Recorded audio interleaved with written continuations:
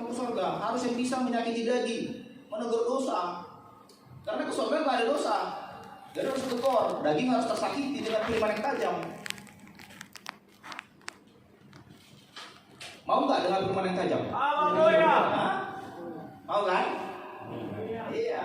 Jangan mau dengar firman yang ketawa aja. Tapi cukuplah sekali sebulan ya, cukuplah sekali. Nanti kalau sering-sering stres pula ya kan? Cukuplah sekali sebulan aja. Ya. Kalau di sini masih ada pengkhotbah yang lain yang bisa ketawa-ketawa ya. Haleluya. Tapi sekali sebulan aja lah yang tajam. Karena kenapa perlu yang tajam? Karena yang tajam ini yang membawa kita ke surga. Amin. Ya, yang tajam ini membawa kita ke surga. Ya. Karena begini. Karena daging itu, keinginan daging ini, kalau enggak tajam firman itu, enggak bisa terpotong dia, enggak bisa mati. Memang harus firman yang tajam memotong daging ini. Kalau enggak bisa mati dia, karena memang daging enggak suka firman. Kira-kira suka enggak membaca kitab sampai 1 jam 2 jam? Tidak. Enggak kan? Tidak. Itu namanya daging. Keluar Facebook saja. Daging enggak suka baca firman 2 jam. Siapa sih pernah baca firman sampai 2 jam? Hah? Belum ada yang baca firman sampai 2 jam? Dulu. Belajarlah. Saya contohnya saya mempersiapkan khotbah. Kadang saya sampai 3 jam mempersiapkannya. Cari sana, cari sini. Ayatnya harus banyak. Kalau ada khotbah ayat cuma 1. Cek itu dia cerita aja terus ketawa-ketawa. Cuma diceritain pengalamannya. Apa itu? Ya, emang khotbah mau mencintai pengalamannya? Bukan. Khotbah itu menceritakan firman. Harus banyak ayat. Ya. Kalau mempersiapkan khotbah hanya sebentar aja, mana bisa ini? Baca firman lama. Dilatih daging itu untuk melawan ini. Misalnya baca firman sebentar langsung ngantuk. Dilawan ngantuk ya. Ya. Jadi harus belajar firman karena daging tak mau belajar firman. Mana mau daging belajar firman? Maunya daging itu nonton film India, betul enggak? Ya. Daging maunya nonton apa? Main Facebook. Ya, itu maunya daging. Tapi baca firman mana mau daging baca firman? Coba kita buka Roma 8 ayat 5 sampai 8. Roma 8 ayat 5 sampai 8. Coba Joshua tampilkan. Ini dia. Ya. Yang belum dapat di depan aja dilihat ya. Roma 8 ayat 5 sampai 8. Ya, saya bacakan di sini. Sebab mereka yang hidup menurut daging memikirkan hal-hal dari daging. Ya, itu keinginan daging tadi. Mereka yang hidup menurut roh memikirkan hal-hal dari roh. Artinya mencintai Tuhan itu dari roh. Karena keinginan daging adalah maut, mati sama kayak tadi. Keinginan daging maut. Tetapi keinginan roh adalah hidup dan damai sejahtera. Ini seperti dari Tuhan ya kan? Sebab keinginan daging adalah perseteruan terhadap Elohim. Keinginan daging itu permusuhan. Bermusuh dia terhadap Elohim. Itulah keinginan daging tadi. Gak mau baca firman. Karena ia tidak takluk kepada hukum Elohim. Artinya tidak takluk, tidak mau tunduk. Tidak mau tunduk kepada hukum Elohim. Kepada hukum Bapa Yahweh. Hal ini memang tidak mungkin baginya. Enggak mungkin daging itu mau tunduk. Enggak mungkin daging mau tunduk. Mereka yang hidup dalam daging tidak mungkin berkenan kepada Yahweh. Tidak mungkin berkenan kepada Yahweh mereka yang dalam daging. Enggak mungkin. Jadi kalau enggak mau baca firman, enggak mungkin berkenan. Karena mereka hidup dalam daging. Itu makanya firman harus tajam untuk memotong daging tadi. Ya. Jadi firman yang menyelamatkan adalah firman yang menegur keinginan daging, menegur dosa. Coba kita buka di Yakobus 1:21. Yakobus 1:21 ya.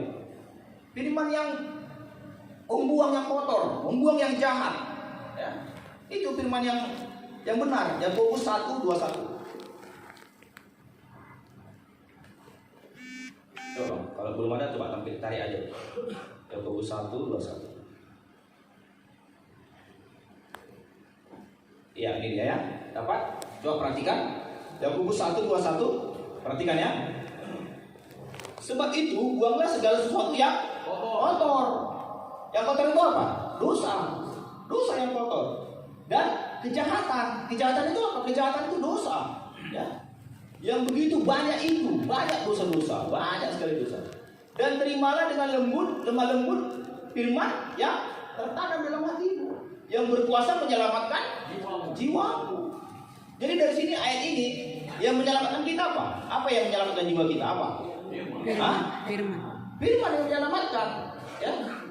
Yang menyelamatkan kita firman. Bukan berkat.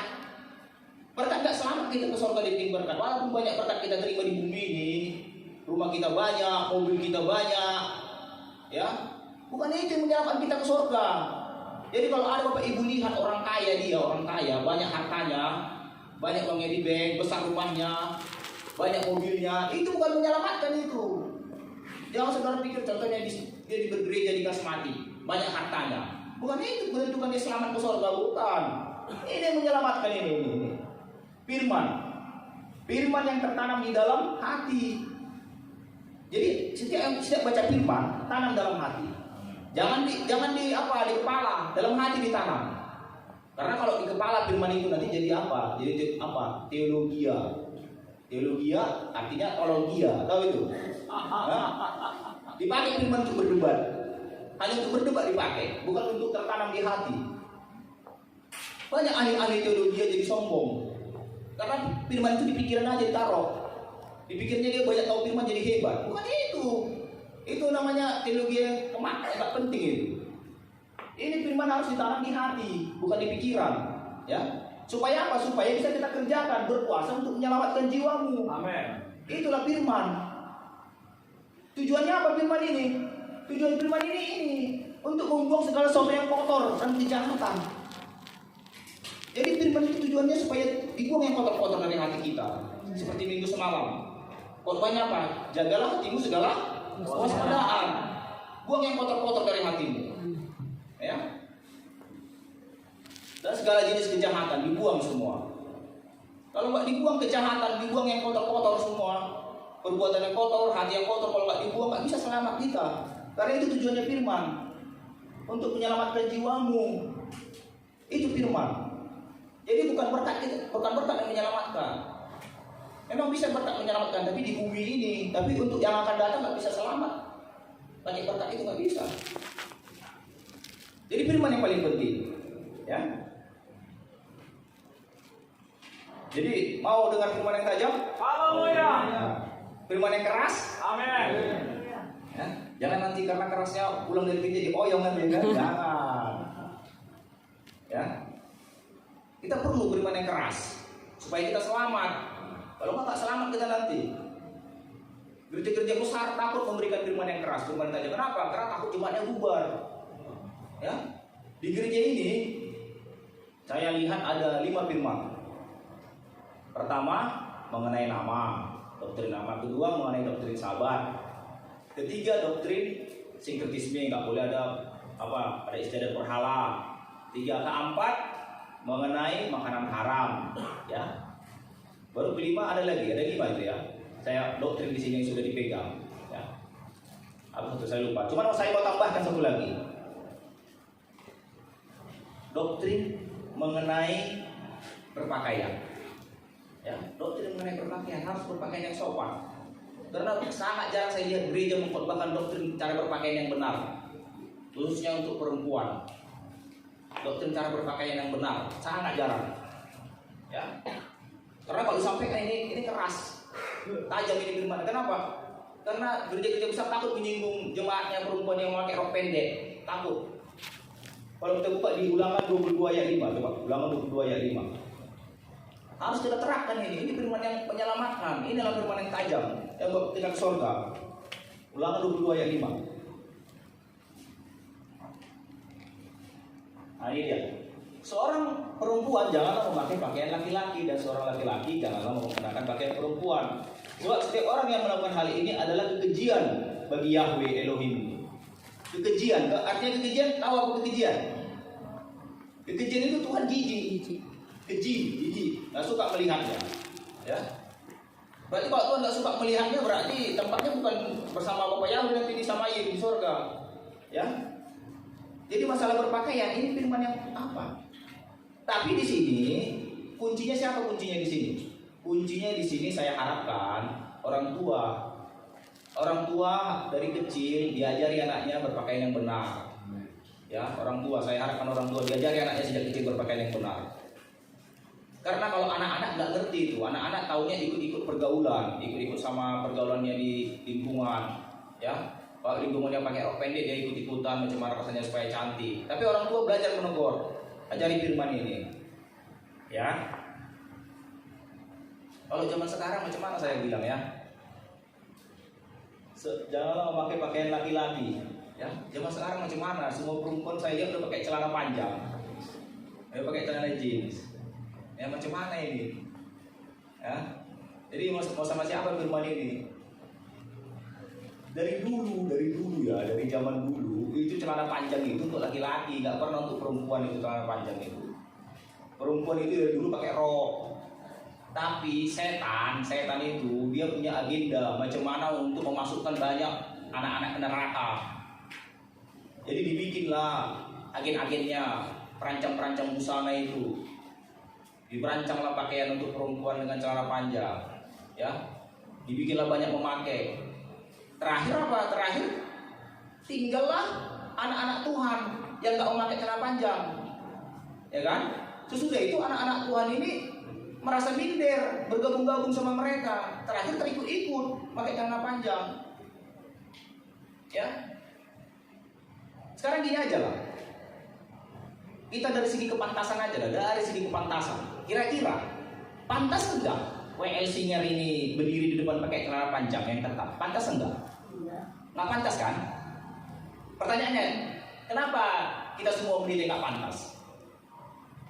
Itulah pertanyaannya. Kenapa nggak pantas Singer di depan ini pakai celana jeans yang ketat, pakai celana panjang? Kenapa nggak pantas? Karena melayani Tuhan. Karena kita tahu itu nggak sopan di hadapan firman Tuhan, nggak sopan. Tapi pertanyaannya sekarang, anak-anak Tuhan hanya di sini aja sopan, di luar nggak sopan. Boleh gitu? Kalau sopan di sini, sopan di mana-mana. Kan begitu maksudnya. Jangan hanya di hadapan orang aja sopan, itu namanya pura-pura namanya. Supaya dilihat jemaat sopan, bikinlah celana rok panjang. Tapi kalau nggak ada jemaat melihat, udahlah pakai celana ketat lagu. Itu maksudnya siapa? Siapa yang mau dijaga saudara? Tuhan atau siapa yang mau dilihat?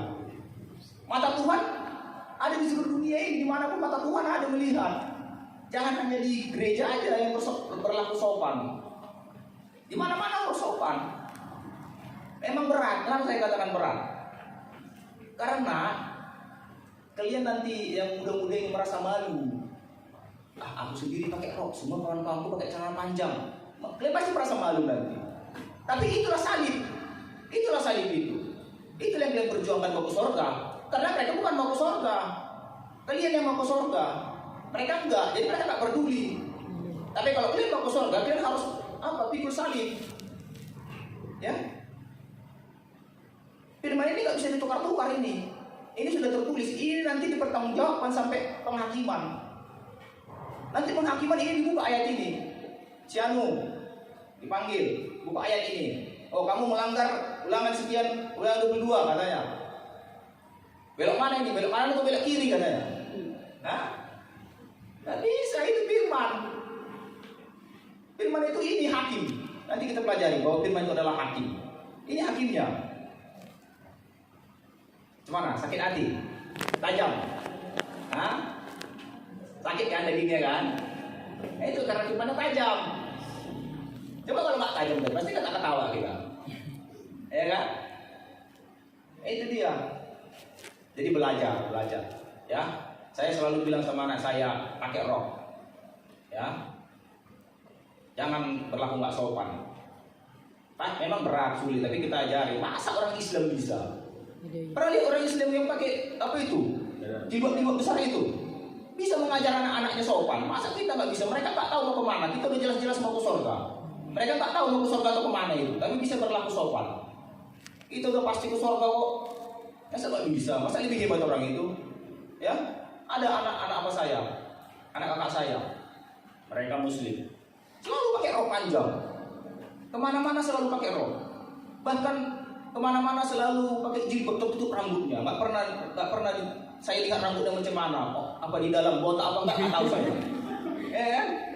Karena selalu tertutup. Saya nggak pernah tahu rambutnya keriting apa botak apa nggak. Saya nggak pernah tahu. Karena selalu pakai jilbab. Itu maksudnya. Ya. Artinya mereka selalu menjaga yang kesopanan berpakaian. Ya. Tak tahu kita. Kita buka selanjutnya di Mazmur 101 ayat 5. Mazmur 101 ayat 5.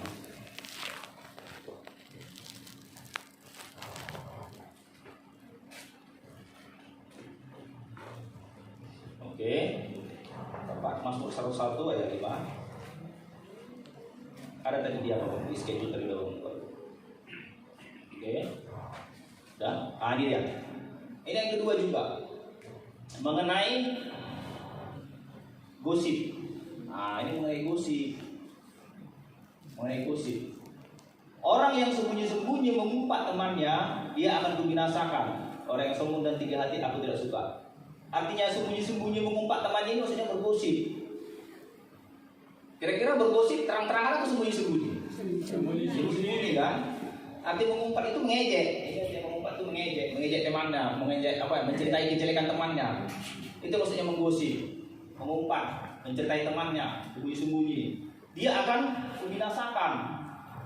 Jadi gosip itu sebenarnya dosa yang berbahaya itu gosip.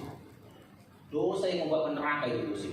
Binasa di sini dikatakan binasa, akan binasa.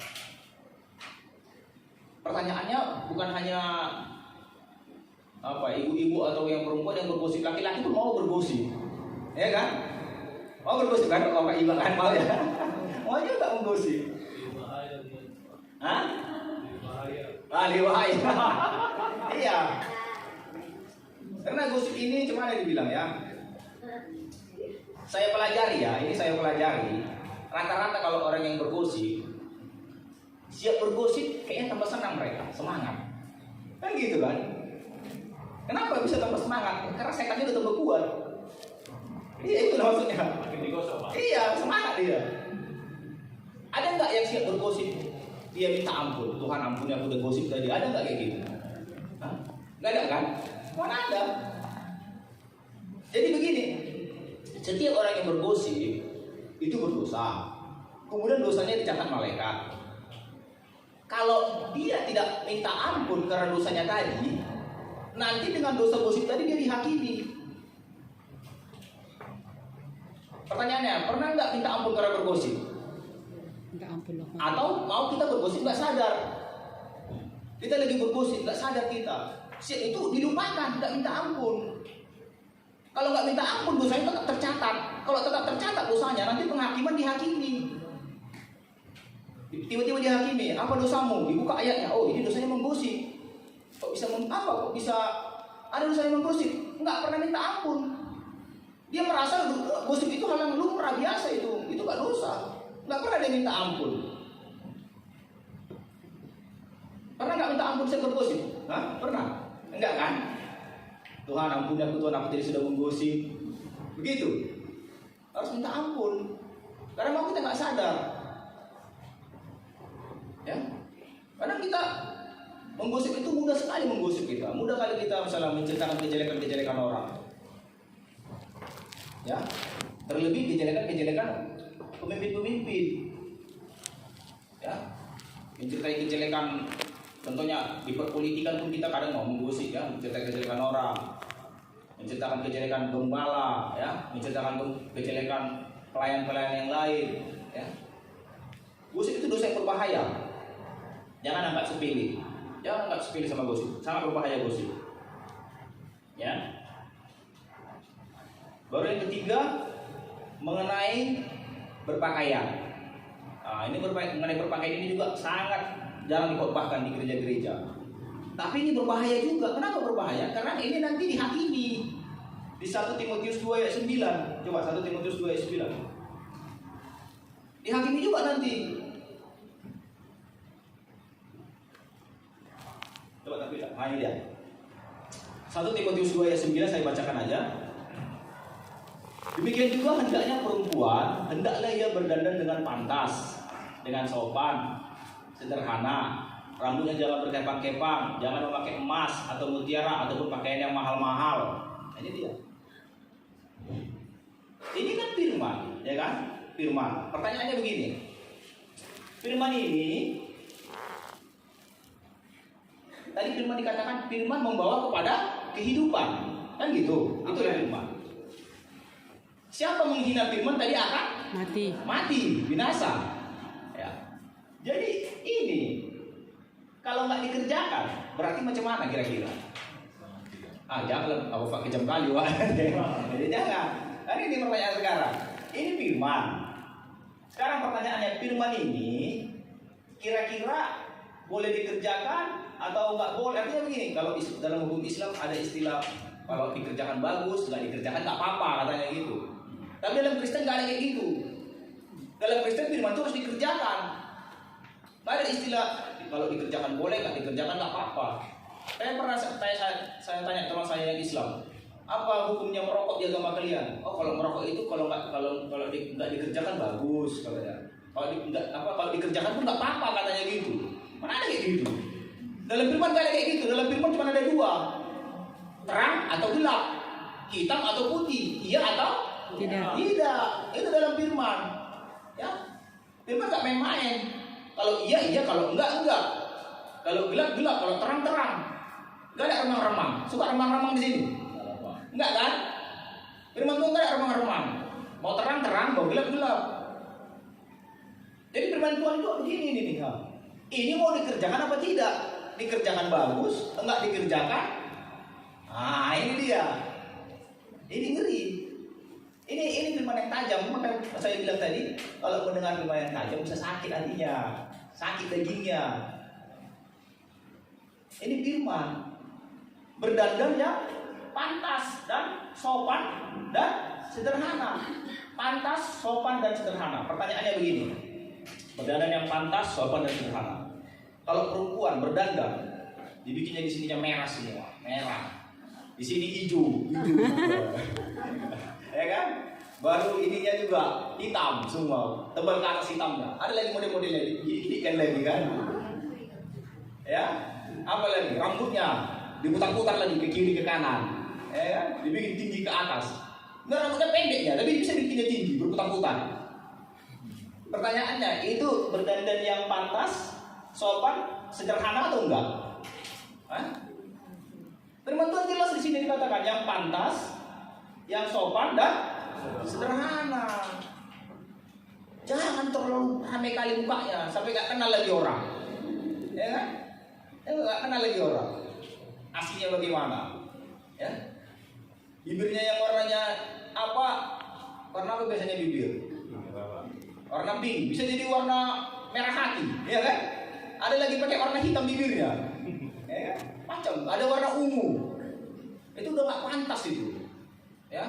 Yang pantas lah berdandan, yang sederhana, ya, jangan terlalu norak, yang sederhana aja, yang pantas, sopan dan sederhana. Tuhan nggak suka apa ya perempuan-perempuan yang berdandan norak-norak, ya, sederhana aja. Ini firman Tuhan pantas, sopan dan sederhana dandannya, ya. Rambutnya jangan diputar-putar, ya, kepok-kepok saya diputar-putar ke kiri ke kanan, dibikin tanduk ya kan, gitu kan. Jangan memakai emas dan mutiara atau pakai yang mahal-mahal. Kalau yang mahal ini saya nggak tahu berapa harga yang mahal ini kan, beda-beda ya kan. Ada 100.000 udah mahal, ada 1 juta baru mahal, kita nggak mengerti. Cuman yang penting di sini nih, yang pantas, sopan dan sederhana. Ya, belajar. Jangan menampilkan diri itu, kalau perempuan jangan menampilkan diri itu supaya untuk menjadi kesombongan, supaya orang lain lihat saya hebat. Jangan. Kalau datang beribadah sama Tuhan bukan supaya orang lain lihat saya hebat, supaya kita semua lihat bahwa Yahweh hebat. Amin. Nah, iya. Supaya Yahweh hebat yang kita lihat di sini, bukan supaya saya hebat. Supaya lihat jemaat saya hebat, saya bikinlah dandan saya mewah, saya pakailah perhiasan saya banyak, pakaian saya bikin yang mahal. Itu kan udah kesombongan.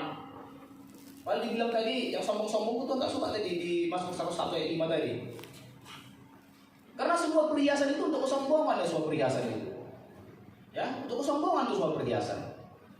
Ya, makanya dikatakan sini jangan berpakaian emas atau apa, mutiara dan pakaian yang mahal. Kenapa? Jadi sombong. Kesombongan itu.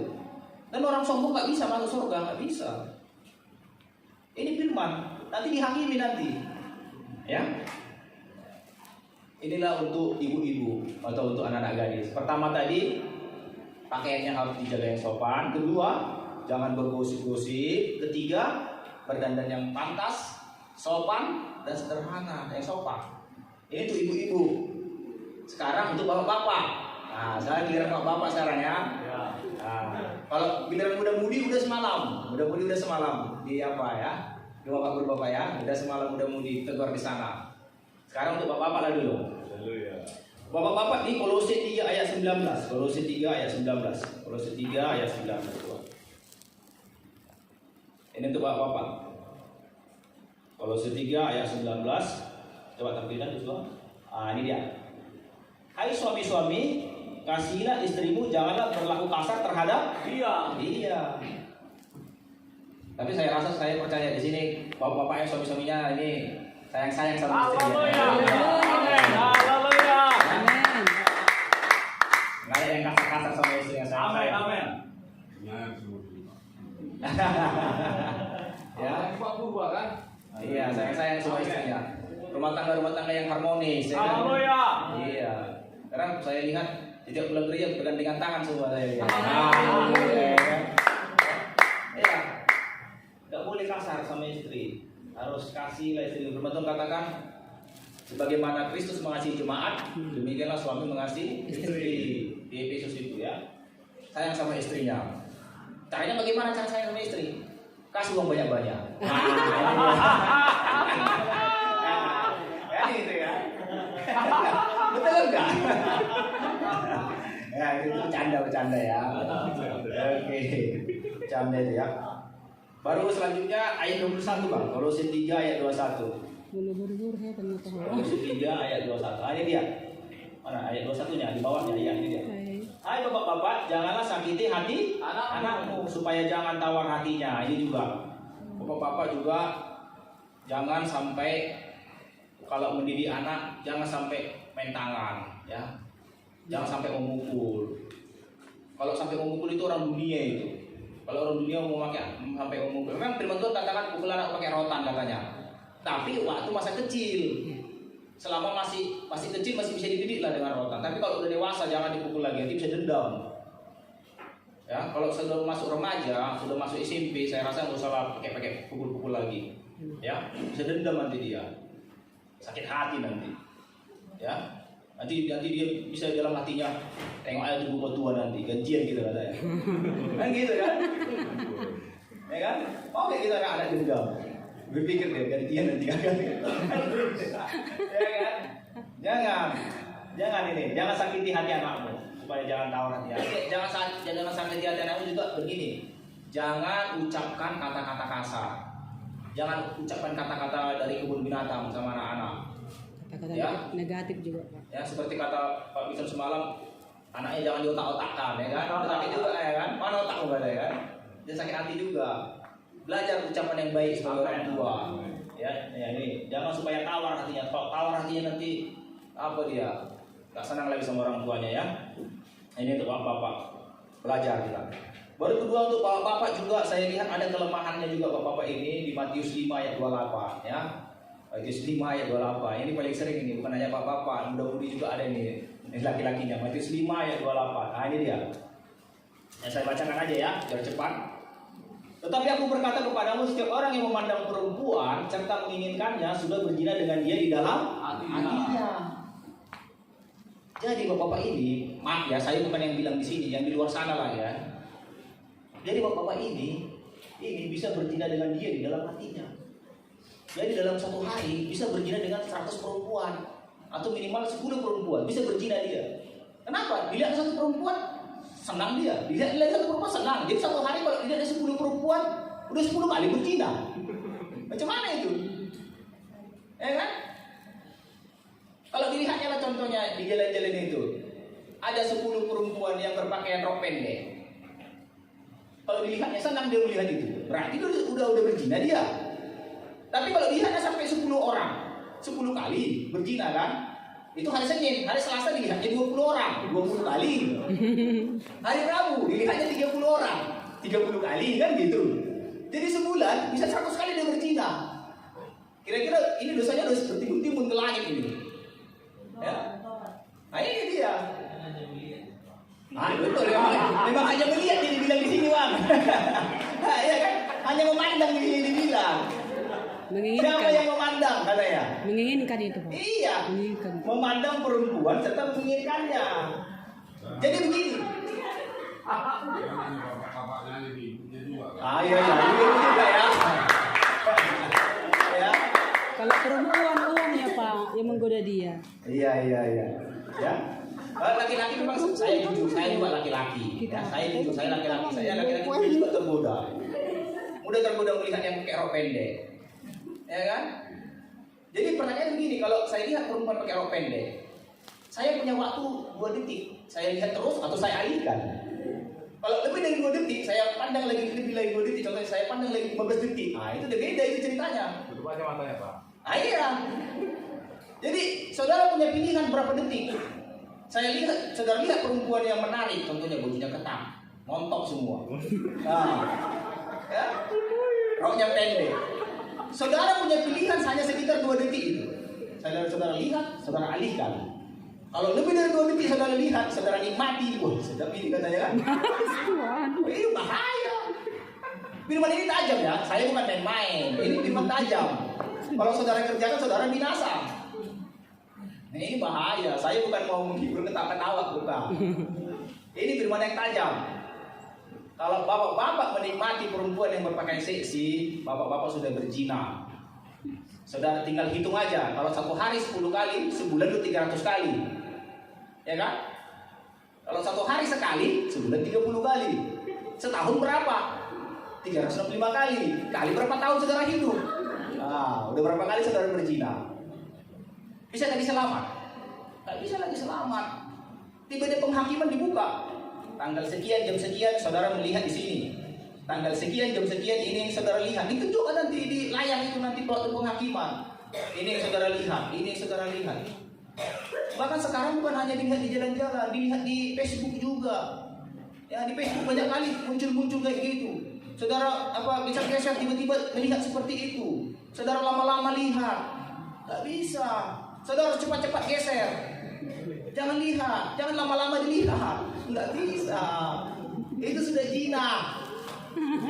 Ya, jangan main-main. Tadi ibu-ibu udah ditegur, sekarang bapak-bapak kan gitu ya. Sekarang bapak-bapak yang ditegur, ibu-ibu udah tadi. Yang ibu-ibunya ketawa-ketawa dulu sekarang. Bapak dulu, jadi hati-hati ya. Kita mau ke surga ini nggak main-main. Mau ke surga harus firman yang tajam. Ya, harus firman yang tajam. Ya, itu tadi. Baru kita buka lagi Galatia 5 ayat 21. Galatia 5 ayat 21. Galatia 5 ayat 21. Ini juga salah satu kelemahan bapak-bapak saya lihat, atau anak-anak lajang yang laki-laki ya. Galatia 5 ayat 21. Ini dia. Ini dia. Kedengkian, kemabukan, pesta pora. Ini dia. Ya. Kemabukan dan pesta pora ini juga kelemahan bapak-bapak di sini saya lihat. Ada banyak bapak-bapak yang suka mabuk-mabuk, yang suka pesta pora, ya. Ya. Dia lebih suka dia berkumpul sama teman-temannya di luar, mabuk-mabuk atau pesta pora, daripada sama anak istrinya di rumah. Nah, ini udah gak baik. Banyak saya lihat begitu ya. Bapak-bapak lebih suka kumpul-kumpul di kedai tua, mabuk-mabuk pesta pora itu sama kawan-kawannya lah kemana-mana pergi, daripada sama anak istrinya di rumah belajar firman atau bagaimana. Ya, banyak. Ya, arti mabuk ini begini ya, kemabukan. Kemabukan itu artinya bukan hanya mabuk alkohol, bukan itu artinya mabuk. Mabuk itu artinya kecanduan.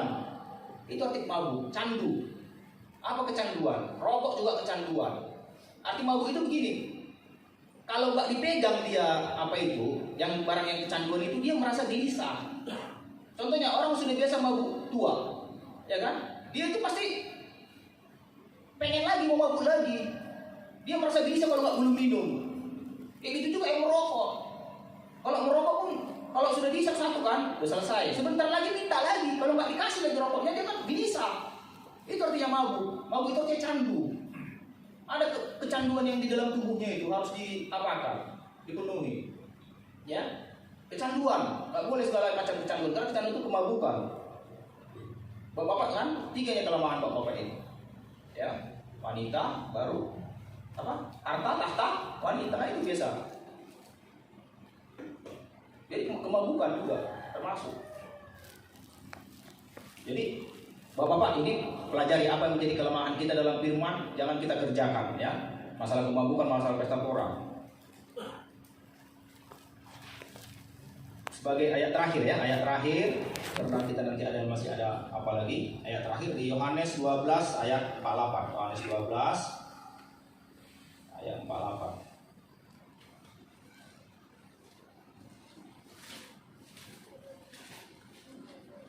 Yohanes 12 ayat 48 coba.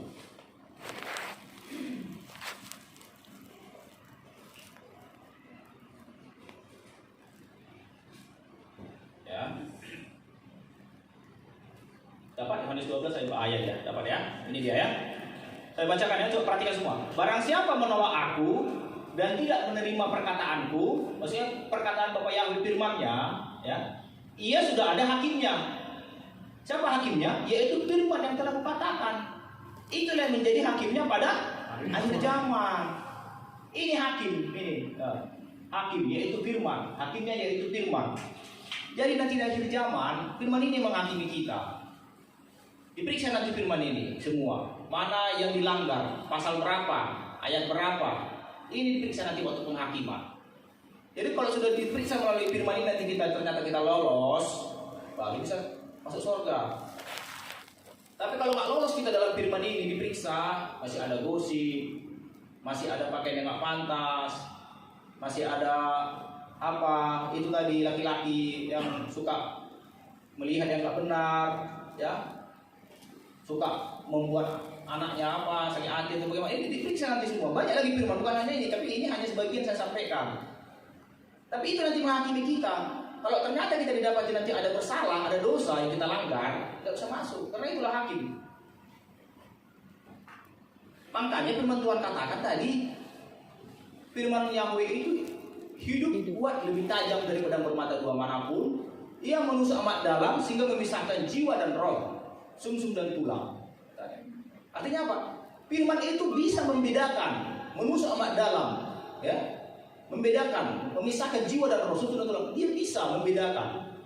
Coba dibuka Imamat 10 ayat 10. Imamat 10 ayat 10.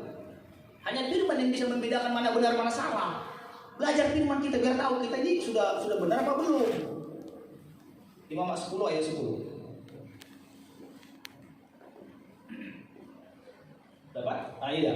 Haruslah kamu dapat membedakan antara kudus dengan yang tidak kudus. Harus bisa kita bedakan mana yang benar dan tidak benar, antara mana yang najis dan tidak najis. Harus bisa kita bedakan. Jadi supaya tahu kita, kalau saya kerjakan ini kudus apa enggak? Kalau saya kerjakan ini dosa apa enggak?